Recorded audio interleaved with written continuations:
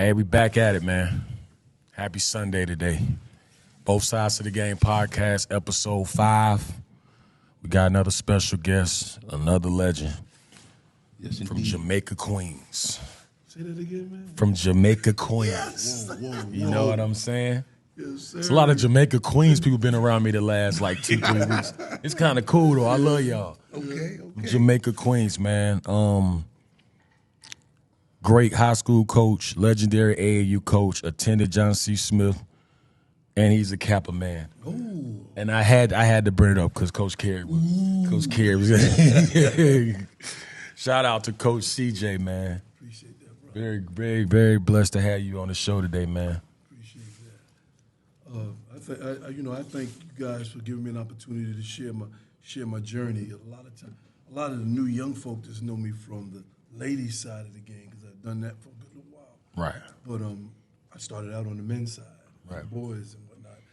And trust me, there's a whole lot of people that are involved in helping me to get to where I am. And I don't want, if I leave you out, it's not, it's all love. It's all love. I might have forgot a few names, but there's so many people that have helped me be successful. But I want to, most importantly, give a shout out to Salvation Army Boys and Girls Club because that's where I first started. At Milton Road, Barrington Oaks, and in North Charlotte, on Belmont and Siegel. Those young folk. Everything that I do now, I experimented on them to see if it would work, and we were real successful, and I appreciate it. But I've been coaching for a long time. When I had opportunity and Coach shared with me we was going to do something like that, I had to put together, well, how long have I been doing this thing? Yeah. It was somewhere around 45 to 46 years. Wow. Damn. Coaching hoops, man. Wow. And seeing a lot of balls. Hey, what I will say is this. The greatest high school basketball player to come out of Charlotte, North Carolina, and I know all y'all going to be mad, is a guy named Johnny Edwards from Smallwood Apartments. Wow. Is the greatest high school basketball player since 1977 that I know of. I ain't talking about Worthy and Bobby Jones and Sleepy Floyd, no, because all of them are older than Johnny, but Johnny was the best that I've seen. And I know y'all in the barbershop, y'all gonna talk junk, but Johnny was a special dude. His coaches had to carry his birth certificate with him because they say, ain't no way in the world this guy 15, 16 years old. Johnny was a beast. Played at South Mecklenburg, and unfortunately, he got caught up in life and the challenges. But as far as a basketball player, he was something special. Talk to me, Coach. What you need? Before I start, I want to give thanks to the Lord for even just continuing to bless me and put me in situations that I know, and we all should know, the listeners, that He is in control. Absolutely. And I just thank Him for just looking over my family and all the friends and people that's dear to me, and especially my little granddaughter, Natalia. She's so special. Little mama. Papa, I'll be home soon. So this is special. I was a little nervous, these guys. I dropped my glasses, because this podcast here, man, it's dealing with grassroots. It's dealing with, amateur basketball here in Charlotte, North Carolina. And it's just that when we talk about CJ, we gotta just keep in mind that when he started this team, the Sonics, he had some really, really important players, some guys we're going to get into. And CJ, tell me a little bit about when did you first start the Sonics? Let's just start there. How did it come about? I know you talked about the North Carolina Basketball Association. Let's start there. First of all, I got to give a lot of credit to a lot of different people. But we started out, when I was introduced to it was around, I think, 87. And it was a gentleman by the name of Ed Sockwell that kind of, actually his wife, I met his wife. I was working at the rec center, and she was helping kids go to camp in the summer. And then she came to the center and was like, wow, this is pretty cool here. She said, you need to meet my husband. Well, long story short, and that's kind of how I got involved in AAU basketball. But at that time, It was one organization, and they were called the North Carolina Basketball Club or something of that nature. And we basically dealt with the young kids from 15 and under, and then a gentleman by the name of Rod Seifert handled the older age groups. Shout out to Rod. And Rod. we rolled from there. And just a little bit of history. Mr. Sockwell and some of his buddies put together a team that went to the national tournament at Notre Dame, and basically they came back home and said, if we're really going to be able to compete on the national level, we got to involve the entire city. Wow. You know, I mean, if we're going to really be good and be able to compete. Right. And he came home and got together with some of his guys, and that's how we started rolling from there. My first AAU team, we went to the national championship in Las Vegas. Wow. Who's on that team? And on that team, I had Larry Crowder, Rodney Farrington, Ken Wiley, Corey Baker, Keith Corey. Shout Eisen, out to Corey. Corey Baker, I remember his name. Did I say Big Juan Mason, William Key, and and that's 15 and under. And we went all the way to the national championship, and we had to play in those different rounds. We played a lot of big time guys.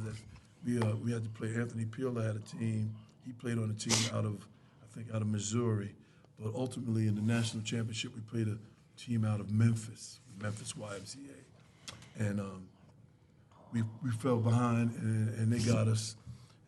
But that was the first team for us to even get to the national championship and play in Las Vegas. So you can imagine taking a basketball team of young guys to Las Vegas, keeping them focused and doing what we were supposed to do, and we were able to do that. And then from that point on, the whole AAU situation just blossomed for all the organizations as well as myself. And to give proper folk credit, Mr. Seifert always had he had the high school group. So back in the day, the high school teams, they always competed, I guess you would call it the 17 and unders, and they always competed, but we were never super duper strong in the younger age groups until we got together and made that happen. But it was an awesome journey. Then the next we went to the national. We were fortunate. We went to the national championship again, and that was in Florida, and we did well. And and I got to be careful that I don't skip over years because it's a lot of guys that are involved and got us. But that first group, all these kids played on their shoulders. They got it started, and then we just grew. We grew from that point. But we had some great players.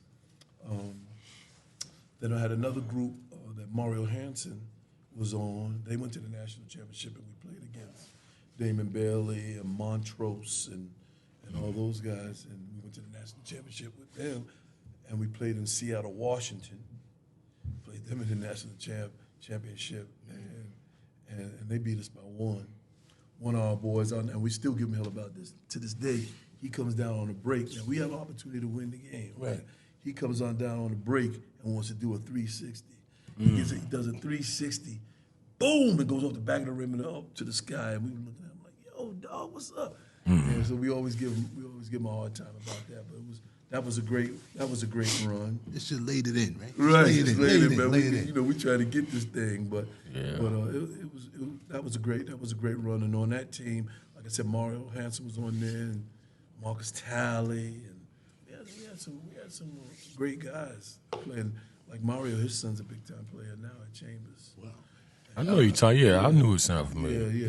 His son is a real good player now at Chambers High School. Well, I got a play I want to ask you about. I'm always hearing when you come to different cities, there's always one guy. Everybody, he's the man. Talk to us about Jeff Mcginness. When did you first see him? And because I'm hearing things from Morrow and tons of people that he holds the torch here coming out of Charlotte back in the days. Is that true? Let me say it this way. Okay. Jeff is a winner. Absolutely. He don't know anything else but to win. If you're up 30, he want to go up 40. If you're up 40, he want to go up 50. You know, we used to have to beg him to come out. Come on, man, let the other guys play. No, man, we trying to kill him, coach. Yeah. Jeff was a winner. I mean, that group was Jeff and Thad Bonaparte and Latrim. They was crazy. Ooh, that was a special group. And I think I shared this to you before. Jeff's group went to the Final Four every year except 1 year. From the time they was 11 years old all the way until they was 17, they went to the Final Four every year. That's crazy. It was interesting, though. There's a guy named Randy Livingston that was a McDonald All-American also in that class. And they would always have to run into Randy Livingston during that run. But It's crazy. Jeff's a winner. He knew, that's what the kids nowadays miss. He knew how to make other guys better. Right. He was a true point guard, and he knew how to make other players better. That team that he played on that famous team that he played on was the 17 and unders, where we went to the national championship. And, it was him, Stack, Cables. Yeah, Stack was on that team too. When we picked him up because we beat them. In those days, you were allowed to pick up one or two players from other cities, and we picked up Stack and Cables. Wow, and It's crazy. They called them the Junior Dream Team. That's when the Dream Team was big, so they called them the Junior Dream Team, and they did some great things, man. It was amazing. In that national championship at the Joel Coliseum in Winston-Salem, in the national championship, we played against a guy named Bubba Chuck. And that's I know who that is. Allen Iverson. You know about him. You know about him. Oh yeah, that's my man. Allen Iverson. That was my first experience with Allen Iverson. And on that team, it was him, Joe Smith, and a couple other that was Boo Williams' team. The VA guys. And we played them in the national championship. Actually, we played them twice, and they got us twice. But that was a great experience.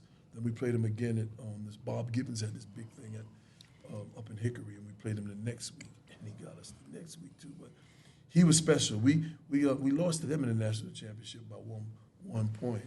Okay.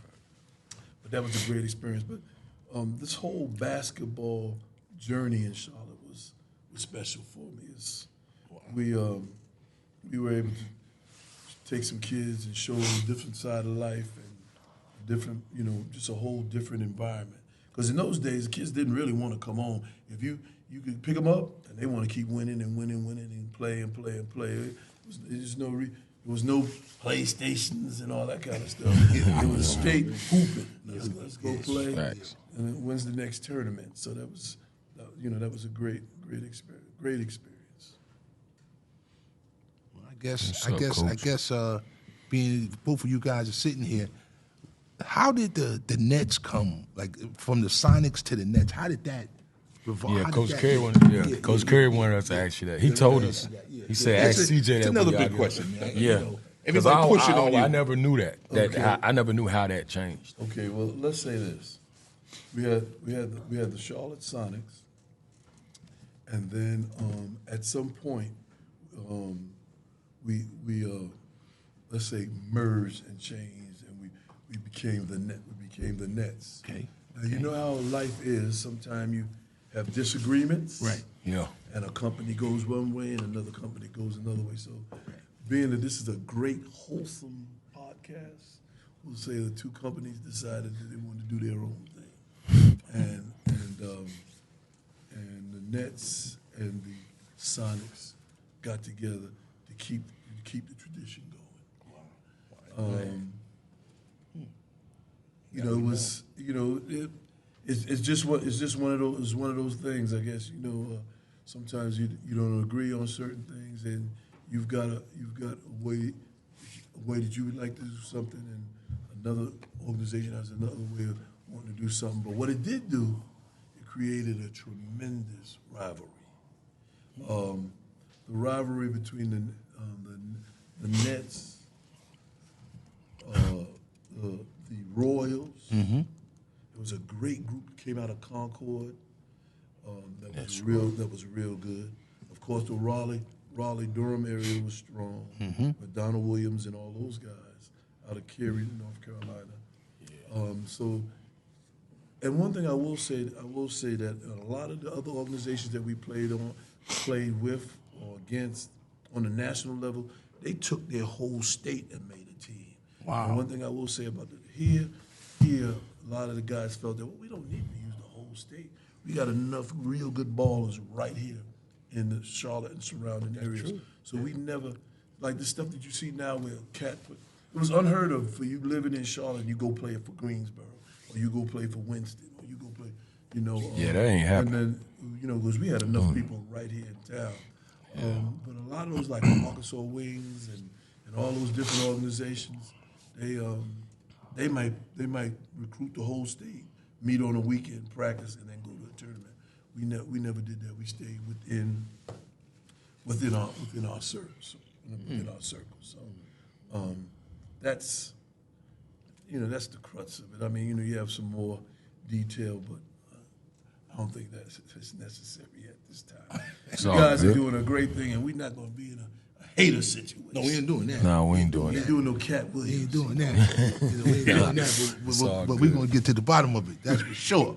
But that's funny you say that, though, because I didn't really realize, like Greensboro was just the Greensboro Gators. Yeah. And then, You know what I'm saying? Yeah. Then it was like the Bull City, I forgot them, but it was all the state. Right. So we'd go up there with like 6 teams. Right. You know what I'm saying? Our 3 teams, all 3 of our teams. Because, we like that group with Justin Gray and Curtis Withers. Yeah. They had a monster group, too. And toward the end, right when they became juniors and seniors, that's when those other cities try to attract them. Because I think Justin's last year, I think he played with the Gators. So that movement of super showcases and all this stuff started coming about, and a lot of the kids started playing for other organizations.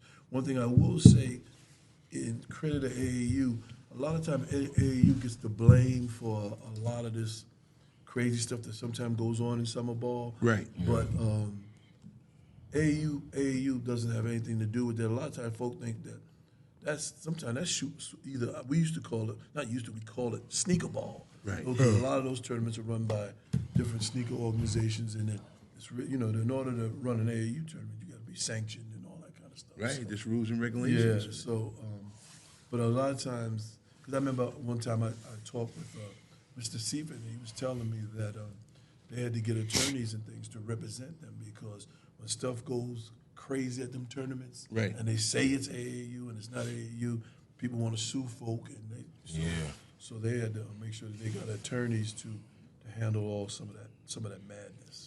That's serious, man. That's some politics there. I know, like you said, it was either the Royals you played for or the Gators. Yeah. Rest in peace, Tap. Rest in peace. Yeah. It's interesting you say that, because in the beginning it was only 2 organizations. So you walk in the gym, we used to practice at West Charlotte.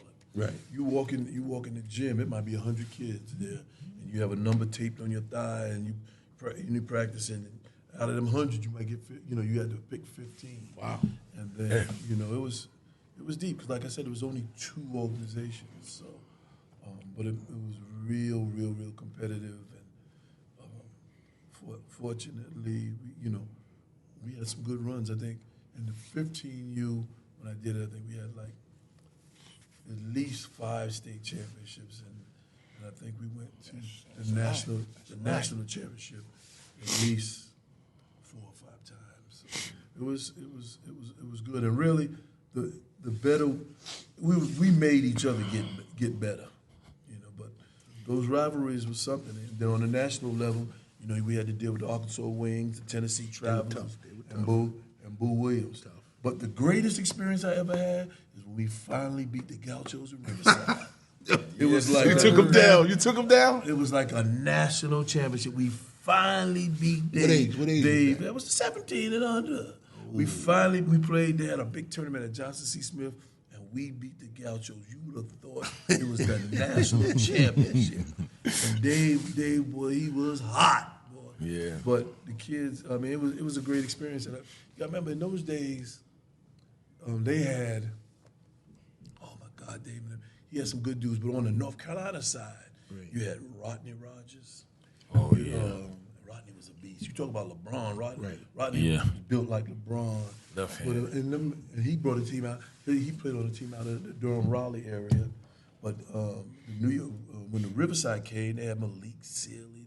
They were tough. Chris Mullins. Yeah, They they had, was tough, man. oh man, it was tough. We played all. Y'all beat them? No, we didn't. We didn't. Oh. Thank God we didn't get a chance to play them.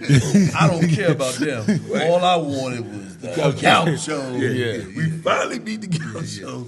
But that was a great experience. But we played. The tournament was at Johnson C. Smith, and we had another one out at UNCC. But the folk got an opportunity to see these great players for free, and that was the big thing.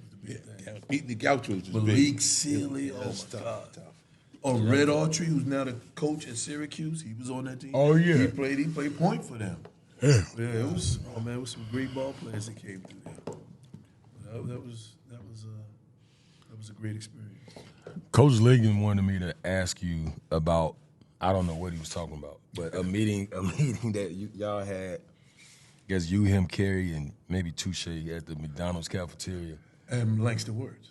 And Langston. Yeah, I even I skipped want Langston. to hear this. What was that about? Well, Kevin had a meeting, and he wanted to create his own program.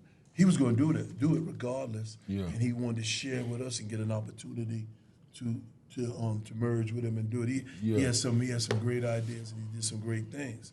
And what I like about it, he gave us the utmost respect and said, "Look, let's meet, let's have lunch, let's sit down, let's talk about it, and see how we can make this thing. Yeah, how that's we can good. make this thing happen." And we were loyal Sonic guys, and we told him, "Well, I think we're gonna stay where we're at." Okay. But and he said, "Well, I just wanted to share this with you because I'm getting ready to do something big." And that's when he created his organization. Aces. And one thing I like about him, he had in his mind that I'm gonna make this thing happen. But I want to share it with y'all. But we're gonna make some things happen. And then when you look at it, that means he was able to give a whole bunch of other guys an opportunity to play That's ball. what it's about. Yeah. You know, and he had been real successful during that time as well. And thing about it, all of us coached together on that big time national tournament, national team. It was a guy named James Early, me, Kerry Sargent, Tony Huggins, and Kevin Lee. Wow, Dre. Yeah, And that's it was my man. there was so much wisdom and knowledge out of that group. It only made sense to branch out and do some things. So that's it was no negativity. It was all positive. The folk usually don't sit down and talk about. No, they don't things. do, man. They don't Yeah, have and, cold round table discussion. Right. You have And that's that. what he did. But I could touch on that. It's sort of like when I went to Howie Garfinkel and Mr. Klein. I wrote them a letter about doing things in Charlotte, and Garf said, "How it's going to be difficult because AAU is growing in North Carolina, and not that they don't focus on fundamentals of teaching. Those guys are trying to win the state, national. So, I think you should talk with a few people, before you do that. So like I said, I respect the Nets, Malcolm, Rod Seaford, of course, these guys, and Dow Rankin from the Monarchs. He gave me Casey Rivers. So, that'll be another segment we'll speak about how 5 Star came to Charlotte and how, like you said, we had a little sit down and it worked out. So being that I've been doing this thing for such a long time, growing up in New York, 5 Star was a big thing, and they only took the best of the best. Yeah, back in the days. Best of the best of the best of the best. I mean, it was a lot of real good ball players, and a lot of them didn't get that opportunity. But fortunately, New York is such a big city that with so many other leagues and things for them to get involved with. But kids dream and desire was to go to 5 Star. And get in Street and Smith magazine. That was to it. 5 Star. Remember that? Street Smith. That was it. That was a big thing. That was it. Way before the Instagram and Twitter and all that kind of good stuff. But You had to be really good. You had to be back then. You really good, bro. Wasn't even no paying back And you then. had to If be you a didn't dog. get invited, you wasn't going. Right. It wasn't. Yeah, yeah. No bums allowed, man. Yeah, no I mean, bums you allowed. had to be. In no zone. Right. You had to play man to man. But here's something I want to touch on too. I know a couple of guys in New York, probably be mad at me. But look, the bottom line is this. I said 15 years ago, I said North Carolina's on the rise. These guys got athletes, they got players down, they got shooters, and I just kept pushing that, like pushing it, like force feeding. Them guys down there in the country boys. I said, I tell you what, they coming. Yeah. They coming. You know what I mean? They coming, and look at the NBA. Look at the league. Well, they got ballers in Seattle, Washington. Yeah. The basketball, basketball is worldwide now. I mean, what's my man's name? The greatest six man of all time in the NBA. He was that. The ball handle, and he does NBA TV now. But Jamal Crawford. Jamal Crawford. Yeah. Where's he actually from? Seattle. Yeah, Seattle is. Yeah. I had some. Thomas is from there. That's a lot of them. Zach Levine, Marvin Williams, Brandon Roy. It's all over. It's all over now. Yeah. It's just the point that the shade was pulled down here for a minute. Yeah. Jordan lifted it, but it's this podcast, this whole thing that me and Morrow are doing. Again, I thank you for coming out. Like I said, I was a little nervous. I ain't gonna hold you. I keep bringing it up. Be nervous. Yeah, I was gonna, because I know, like, it's an honor, man. Yeah. Well, I appreciate it. I mean, you just by the fact that you guys want to do something like that, it made me, go back into my history, because sometimes you take for granted all these years have went by, Yeah. And like I said, most folk know me from the female side of basketball. That's another one. That's another over one. the last 15 years, and they don't even know the other side when I was coaching on the men's side, and I got to give love to all the young ladies that played here at Mallard Creek and did great things and went on to college and excelled. And, Wow. Wow. Is one of your players here? Is one sitting here? Is sitting over here on the side? Right? Can you just come over here for a second? Get in the camera. Come on. Don't be shy. We'll put the camera on. Do something. No, man. One of your players is here. Can you just say who she is? Mimi Benson. Mimi Benson. How you doing, Mimi? And Mimi Benson, folk always pick at me about this. My three favorite players, and I'm putting it out there, from Mallard Creek, and they can't stand. Folk ain't gonna be able to stand this. It's Mimi Benson. She's here. Amber Neely. Okay. And Chantel Williams. That's a podcast. They're coming on. Just let you know that. Now, the reason why those three are my favorite is because they winners. And they were, all of them, well, Amber and Mimi was at the beginning. And then Chantel came on in later years. Wow. But they were winners. And they won when we weren't all that super duper duper duper good. We were good, but we weren't that thing. But we won and we grind and we did some great things. So, and I know folk are gonna give me a tough time, but them, they always give me. Everybody always asks you that question, And like on the boys' side, I'll never say who the best. There's only one dude. No, I take that back. There's only one dude. Rest in peace, and he's in heaven. So I can say this. There's a guy named Nelson Frazier that played at North Meccan. He's probably the best. They call him Spanky, and he's probably my favorite on the men's side. But we've had some great guys to come through. Speaking on the girls, I think earlier before we started the segment, we spoke about this Kobe. I still can't believe he's going in his daughter. Yeah. I think Merle brought up some of the girls that he's coached have been in this program, the Mamba program, where they at now in college. So I say girl basketball right now. You look at them, I don't know. It's amazing how far they have come. Prime example is LSU in South Carolina the other night. Wow. And what people don't know is that, all right, now that's the highest of the high, but like, man, you go, like Mimi played in the CIAA. If you go to a Winston-Salem State game against St. Aug on a Friday night in Raleigh, the line is from here to WTR is trying to get in the game. And I mean, so women basketball, and it's grown women that play. See, a lot of these young girls don't realize that in them leagues, you can't come in there soft. No. The speed of the game is different. But just like when Ed was saying, the fundamental of female basketball, their fundamentals are so strong. Wow. That's why the game has come so far. I mean, handling the basketball, shooting the basketball. I mean, and it has a lot to do with they play underneath the rim. They ain't worrying about trying to dunk on anybody. Right. They worrying about how they can come up that pick, shoot a jumper. They worrying about trapping and pressing and all the other little tricks of the game that sometimes the guys want to skip over because they're so athletic. Well, I'm just glad that we brought up women's basketball. I have a friend of mine, may he rest in peace. His name is Squirrel. He's from Harlem. His sister, Nikki McCrimmon, she plays for the Sparks with Lisa Ledley. She got a championship. Remember her. And Nice. we're in the process of doing her life story, the Harlem Queen. And you know, she was averaging 40 a game, and I said I would shout out on this segment. And Nikki, we're coming. We're going to get you on here.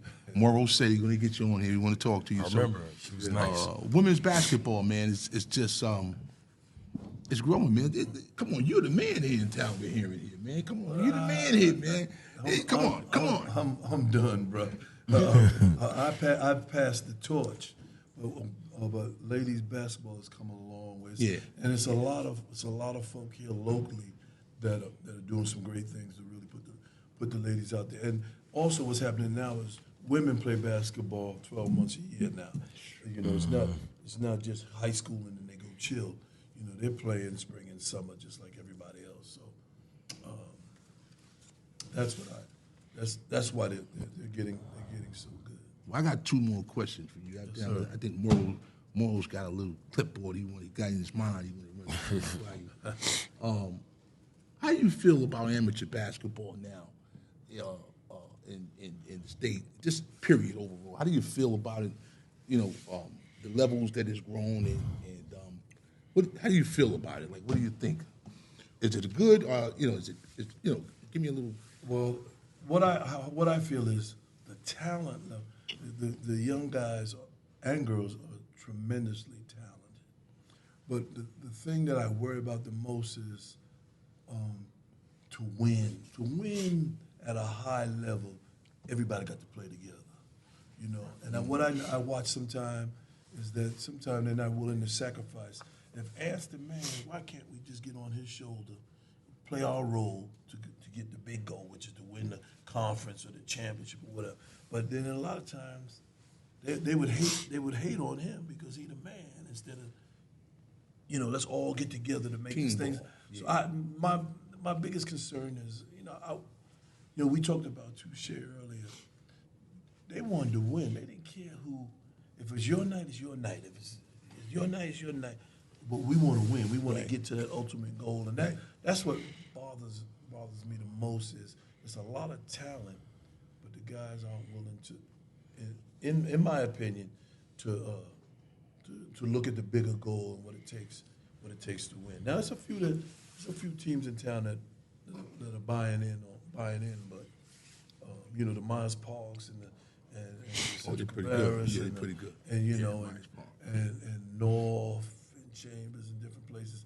There's some programs that are the guys are buying in for that ultimate prize. But that's just how I kind of look at it. Yeah, the reason why I asked that question is because I was talking with a producer, a friend, Peter Salaskar. He was with the documentary that was done on the Supreme Team, Mass Appeal, Nods. I thank you guys for even giving me a shot.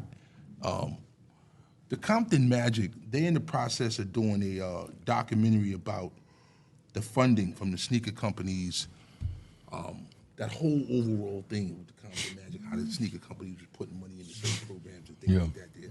Now, how can I say this? Is that a good thing?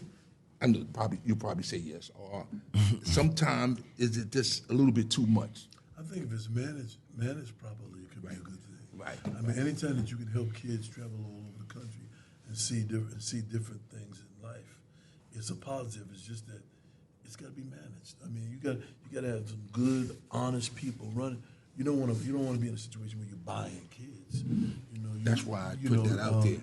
Yeah. I think, but if it's managed properly, I mean, if you get an opportunity that you can take some young folk around and expose them to some big time things, that's great. It's just got to be managed properly. Now, I mean, when you select people to run your teams or organizations, you just got to make sure you're getting some solid folk, because sometimes they have their own personal agendas. So you gotta be careful. Yeah, I noticed that with Nike and, over the years, even with speaking with Rod about this, I mean, we'll get Rod in here in a second. We'll get him on. But over the years, just my evaluation of tournaments and just with Nike again, the funding, it's just strange to me, because some of the guys, you get these tournaments, okay, they got 3 players, they got some other guys they'll bring on the team, and now, they sponsor it. They ain't got to worry about anything, and it's just, you look at it now. Nike has a high school tournament, during the year, and then you look back, going back when 5 Star, they were sponsored by Nike at one time, and then they went their separate ways. But it just seems like now they are. That's why I asked you, like, what do you feel about it now? It seems to me that the sneaker companies are gradually coming into high school, just taking over, basically. Again, it's got to be, somebody's got to manage it. 'Cause to me, sometimes I think the NCAA oversteps their ground and different things. So, because basically, if you're a high school coach now, it's tough on you now, because your kids are so focused on spring and summer that they almost forget about what's happening during the regular season. So Right. it's a lot of pieces to that are hurting amateur ball. I have to tap just in. Look at this. Look at this. High school coaches, in a lot of cases, don't even come to the gym anymore and watch the kids play, unless you got a super duper gym. But a lot of that has to do with the restrictions that are on them. They only have a designated amount of time that they can come out. And it makes it difficult for the high school coaches, because they want their kids to get that opportunity too. Now that's great. That's great. Finish. I wanted to tell you something. But so it's folk have their agendas, and you just got to make sure that you got to be careful who you're involved with. Right. Now, the NCAA a few years ago, it maybe been 3 years ago, I could be wrong, they passed a law for the high school coaches. Mm-hmm. That now they had a live period during this in June, where the college coaches can come out and watch the players at team camps. Right. So when you're talking to NCAA and we're talking sneaker companies and this and that, the NCAA said, well, listen, okay, high school coaches, they're not getting enough visuals on their teams. Mm-hmm. So let's give them a week in June with the college coaches, where they say, well, this week you got to go to the high school event. So that's why I asked you the question, what do you think about AAU and all of this stuff. So it's like you say, it's got to be managed right. But for the high school coaches to have an opportunity to have their kids play for summer camps, team camp, and know that college coaches is going to be there, that gives them a little more power to keep a kid going to their school, because some kids, I'm going to transfer, I'm going here, the Oak Hills, the Montverdis, and things like that, and they're losing good players. Right. So, but what the kids don't realize is everybody can't go to Montverde. Everybody can't go to Oak Hill. They ain't 12 uniforms. Right. Right. And they get the whole, the whole states. Right. But kids get caught up, man. But they ain't but maybe 15 jerseys, and at that level of competition, really only 8 going to be on the floor. Yeah. So you can get good and don't have to go to all those places. You got to work. You got to get in the gym. You got to get in the gym. You got to get with guys like Ant, and really, the kids don't know what it takes, the work it takes. They just want to go out there and have fun, but man, it's a grind. Yeah, I just want to put that out there about the AAU and the money and the sneaker company, because it just seemed to me it was just being pushed around, and this team got this money. Even here in Charlotte at one time, you had the Royals, you had the Stars, you had teams, all these teams coming up now just funded, and they'll tell the kid, you can come play with us. We're going here, we're going there, And then high school comes, you got team camp, guys not going to team camps. So the NCAA stepped in and said, wait a minute. We're giving the high schools this week in June, team camp. College coaches have to go to that. So, you know, I don't know. No, I mean, I agree. I think that, especially with NIL deals and it's a lot of money getting thrown around. I'm all for college kids getting compensated. But I do think on the other side that it's a little bit of the wild, wild west right now. Wow. So they're going to have to, like, somehow ring that in a little bit because some of these kids are getting paid just off their, which is name and likeliness. But I think that it's kind of, it's turned into a little bit of a problem because some of these people are getting money and other people aren't. So, I mean, I don't know how they can stop it, but, I mean, overall, I'm like, damn, I wish I had that when I was at Tech, you know what I'm saying? Like, we could have used that. So, you know, yeah. And then the fact that a lot of kids don't realize everybody don't get that deal. Right. You got to be... You got to be like that. Yeah. And you got to have a lot of followers and you got to be popular. So that's what, it's like a commercial. Yep. I was going to ask Coach... I want to ask you this because you coached for so long. You know, you were an OG in the game. I want to ask you about the state of coaching now in high school, like in Charlotte. What do you think about the state of just coaching? Because I've seen some guys that can't coach, man. I've been to a lot of high school games. It's like bad for some of these people. Yeah.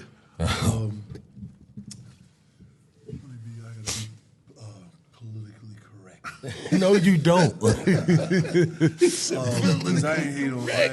He ain't hating. He's telling the truth. It's you you qualified. There's both sides of the game, man. We both sides of the game, man. We getting it real here, man. Yeah. That's how we There are some guys out there that don't know what they're doing. And a lot of it has to do with sometimes they step into it not realizing that it's more than just rolling the ball out. You know, on the high school level, you got to be able to deal with administration, your athletic director, your principal,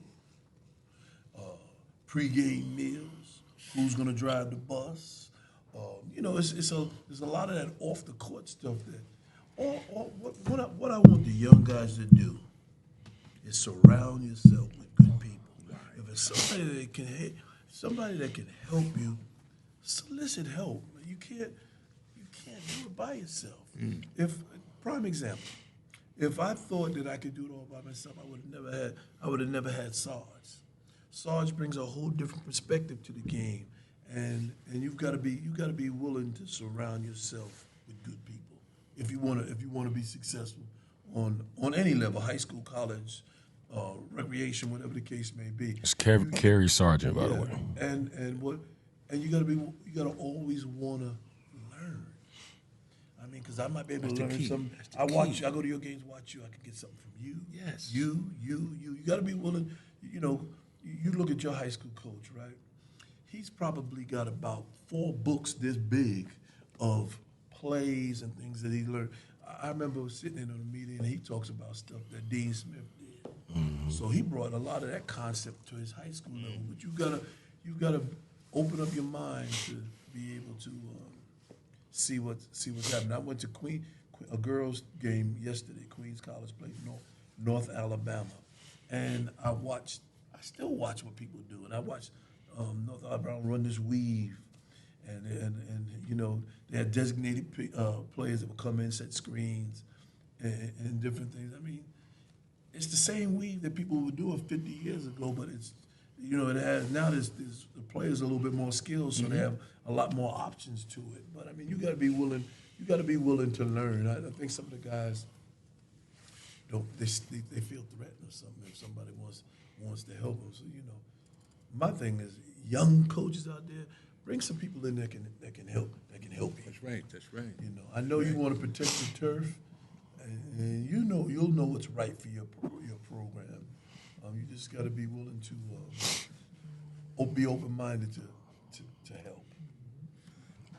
Like it. I mean, Faulkner, come on. Yes, my guy. I mean, when I first went to see him, Garfinkel asked me to go talk to him Morrow to camp. So Goff said, "Do you know the kid, Hal?" I said, "No, I don't, but I seen him play." He said, "Well, go see Faulkner and tell him I sent you." So Faulkner's sitting there with that eye. Yeah, and coach. He's just cutting it at me like, he says, "How do I know you know Goff? Right. I don't know you." He's like that. He's that type of guy. That's coach. So I said, "I could call him for you." He said, "Well, if you say Goff sent you here to talk to me about Mo," he said, "Well, when do you want him?" I said, "Want him in the summertime, Pittsburgh, right?" So at that time, as I was talking with him, he says, "You know, a plane just hit the World Trade Center. Yeah, I was They a don't know freshman. what's going on." I was a freshman that year. Yeah. While he was talking to me, he pulled up a shade, a shade of shade, and he said, "There he goes right there." So I looked, and he was on a gun, and he just was bing, bing, bing, bing. And I think he had coached the McDonald All-American game. But That was that year. Yeah. the point I'm making is Faulkner, knowledgeable coach, I just like, this guy, the coach of the McDonald All-American team, you got to know something. They ain't just giving you that. But he's in a whole different category, man. Yeah. I mean, he is. Yeah, shout out to Faulkner. Coach. He's got a lot of wisdom. But between you and I and the four walls, he would have a tough time dealing with the youth now because a lot of them couldn't take the discipline that he's going to want. No way. And expect from you. I agree. As an athlete. I mean, I agree. He's going to expect you to be disciplined, and he's going to expect you to go to the classroom and do what you're supposed to do, and that's what worries me the most. Is that a lot of young folk don't want to take the discipline, and when they go to college, they're like, wow. I want to touch on that. I definitely want to touch on that. But discipline. Are you coachable? Yeah. Are you coachable? Right? And that's a serious topic. Man, it goes to what you said too, Coach. Which not just the different things you have to worry about being a high school coach. Also dealing with different personalities, especially in this generation, because the kids are way more emotional now. So Coach would have struggled. Yeah, it would have been harder for him. Because he'll come at you hard, but it's because of love. It's love. And they can't. They're not receiving They it. can't see that, man. I mean, now you got to almost have to, when you go in your locker room, you might have to have 3 styles. I know I can come at him or her one way. Yeah. Oh, Lord, no, I can't go at her that way. Then I, it's Right. prime example. I could go at her. Yeah. She'll look at me, yeah, whatever. But go out there and do what Exactly you're what you supposed to do. said. But whereas I might say something to somebody else and they're done for the year. You can't get nothing out of them because they're crushed. Mm-hmm. But you're trying to be honest with them and get them over the top. Right? Yeah. That's a Pick a huge special part in coach, coaching. Yeah. Deal with these kids today. I see you over there looking. We're going to get you over here. Just know that we're coming for you. Just know that. Listen, man, I don't want to take the spotlight off this because I more will tell you it's been months. I've been like, yo, CJ, man, we got, but Coach, man, I'm on it, man. For you to be here and give us some of the history that we didn't know, especially on the women's side, and just things that happened in this town that you had a lot to do with, and you also gave respect to the guys that came with you along the way. And Charlotte Net guy right here. Also, you was part of the Nets organization as well. My son sitting over here in the cut. He sits behind. He's in the cut guy. He's the cut guy. In the cut he handles. guy. He's in the cut. He's Correct. Yeah. He's Charlotte Stars. Stars. Whoa. And my son plays for the Stars. Corey, he can shoot it too. He shoot every time We he got gets- Malcolm on the way. And Coach Renault. Young boy teams back in the day too. Yeah, they did. Yeah, they was like, I believe they branched off the Aces. I'm not sure. Oh, thought we're gonna find out. We're gonna find out. Yeah, I meant to ask League that. Yeah. I'm not sure about that. So when I came up, it was just Nets, Aces, Royals. Then the Stars came. Then it was like the What was Monarchs. Jerry and them? What was Jerry and them? Jerry played for the Stars. Jerry Hollis. Yeah. He played for the Stars. He started, but his dad started the organization, but that might have been The on. Monarchs. Yeah, the Monarchs. Monarchs, man. Yeah, Yo, shout out Monarchs. to Dow They Rankin, came. man. That's the first guy that ever showed me KC Rivers Yeah. and Eric Maynard, They was Yeah. They was Jeremy Good. Yeah, I was all the in mid them. pitch. Yep, the Monarchs, that was them guys. But They was younger than us. Yeah. By the time they got there. But let me say one thing. I Go can't ahead, let knock this it slip out, out. man. We I ain't gotta going give nowhere. love to all the college guys. Robert Moore brought me to Johnson C. Smith. Whoa. Steve Joyner gave me an opportunity to coach Whoa. with him at Johnson C. Joyner. Smith. Dennis Wolf gave me an opportunity to coach with him Wow. at Boston University, who then I met and your boy, your college coach, big time recruiter. Help my man, help me out. White dude. No, brother. Who recruited you Charles. to come? Oh, no, I was Chris Warren. No, Dean Keenan. Dean Keenan. But who was your head coach? Paul Hewitt. Yes. Paul Because that was Shout out to Coach Hewitt. That was George Ravelin's Yes. boy. Yeah. I got to give a Shout shout out out to to Hewitt. to a lot of Coach those Hewitt. guys. A lot of those guys, but I wanted to make sure that I gave love to a lot. Central Piedmont Community College, Coach Junior College ball there. So it's, I wanted to make sure I got them in and they got their love. Kennedy Middle School. I give all them folks who Kennedy. gave me an opportunity because that was something special. Kennedy Middle School. That was Yeah, I something remember we used to special. play them when I was Middle in school. Carmel. We used to practice. Everybody practiced at the gym, in the gym at the same time. The girls. Back in them days, they had JV, varsity. So you had JV girls, varsity girls, JV boys, all in the same gym. Wow. Going That's crazy. crazy. But the big game was when we played. When I was at Kennedy, our rival then was I think Carmel or Yeah, Bell Hollow the play or zone. something like that. Yeah, those were because a lot of the kids lived in the same neighborhood. So Yeah.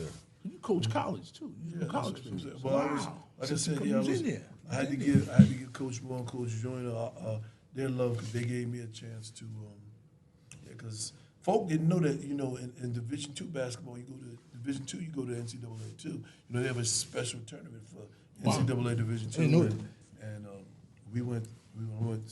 went at least 3 years with Coach Joyner and twice with Coach Moore, and that was a great experience. But I had to get them in, and I appreciate it. No, it's all good. So in closing, what you have for us, Coach, in closing, and just talking about moving forward with the new generation of ball players, Well, I think females and men. Well, first of all, that's two questions. Keep doing what y'all are doing and be patient. When Ed tells you, be patient, Coach, take your time. Yeah. Because there's a lot I'll of do folk it too out here much. it's a lot of folk out here that can bring a good perspective that y'all can get in an interview. And it's no rush because each one you do, you're gonna learn from each segment that y'all do. Because I've watched them, and each one gets even better. And I'm gonna tell Thanks, you, Coach. I'm gonna tell you one thing that I'm most impressed with is the finished product, how it looks. There he goes right there. Yeah, D. Yeah. Yeah, That's, boy. hey, Corey, yo, that's your guy. Come on now. Come There he on goes now. right there. He's the man. My guys. What impresses me the most is how it looks. There we go. Because when you go out there, in the community, they know that y'all are serious about this. Yeah. Because when folk will stop and want to look, but if it's shaky, they'll listen to a couple of things and move on to something else. But Yeah. Attention span. when they tune into what you guys are doing, they're like, oh wow. So when Ann says, calm down, Coach, slow down. Yeah. You said you're so Nah, look, Coach, I need Coach energy though, man. yeah. Oh, yeah. We just go gauge it. We go, That's that New York coming out. Oh yeah, boy. of course. Jamaica Queen. in New York. You said, I gotta have it down. I gotta have it down. I got you, Coach. Don't worry about it. I got Listen, you. man, we ain't in no rush. Yeah, He said, just be right there, Coach. Just in the cut. I got you. I got you. I got He you. said, at the end of the day, we're going to be all right. Right, absolutely. And the fact that y'all are willing to open it up and give everybody an opportunity. That's what it's about, To, man. Sharing. Yes. to give their perspective. 'Cause Sharing. It's Right. it's a lot of guys that can bring some good stuff. Absolutely. And like I was saying, and at some point down the line, bring in some coaches to sit down and Oh, we just They're next. we gonna- definitely because got they're gonna have a whole different perspective, and it's a bunch of good guys, both retired and current coaches that bring a good perspective. Right. Yeah. I can sleep now. I got this out of the way. No, it's Sleep good. now. One last. We do this at the end, and the podcast is both sides of the game.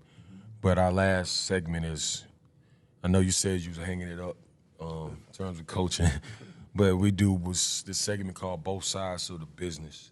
So what is it looking like for you, like post coaching, since you coached for so long?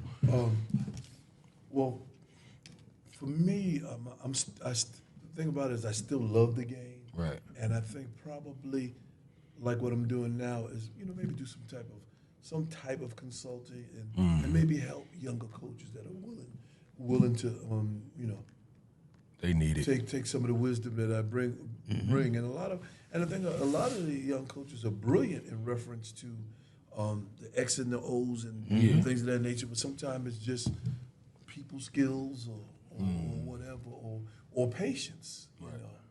And it's hard for especially guys like you, former athletes, when you run into kids that don't want to work or dedicate themselves to the game. You see all that potential, but yet they don't want to dedicate themselves to the game. But I think on the other side would be, do some type of consulting and working along with young coaches and pointing them in the right direction. Because I will not be a hater, and I ain't gonna hate on nobody. Right. Nah, coach. You know how sometimes when you're old, former athletes or coaches, well, we used to do that. No, I ain't gonna. When I was playing, no, I ain't gonna. Yeah.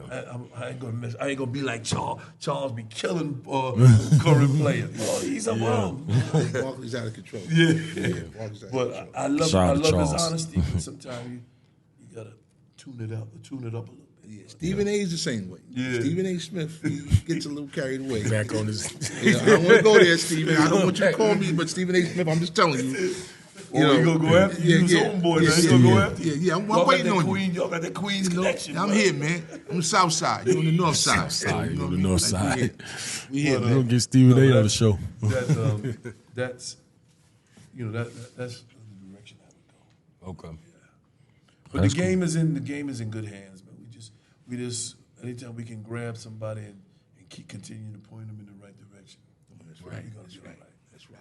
Absolutely. You got anything, Coach? Yeah, listen. You can sleep good tonight. I'm finally good got tonight, Coach on here for you. Yeah, I was worried. I ain't even gonna hold him. Them glasses shaking. Yo, before it started, son, I just dropped everything. Boom on the floor. It's like, yo, what's going on here? I'm nervous over here. But it's, Man, thank you, man. man, my pleasure, brother. Appreciate No it, doubt. Coach. I appreciate y'all, man. So Made it happen. Yep. And my man right there. I Yeah. appreciate y'all. The man behind these Young cameras, blood, he got everything. Even though he's a star, young blood Let's see. right Let's there. see in the background. And you, Mika Benson. Boy. There she go. Mika, stop it, Mika. You live, you Mika Come Benson, on. my girl. Mika, you right here. Next time. You right here. You right here. It's all good. Thanks for having me, fellas. No doubt, Thank Coach. you, man. And thank God. Thank God. No doubt. For sure. That's right. Peace. So, yeah, I want to say in closing, man, episode 5 in the books. Coach CJ, till next time, One love. episode 6 on the way. Peace and blessings.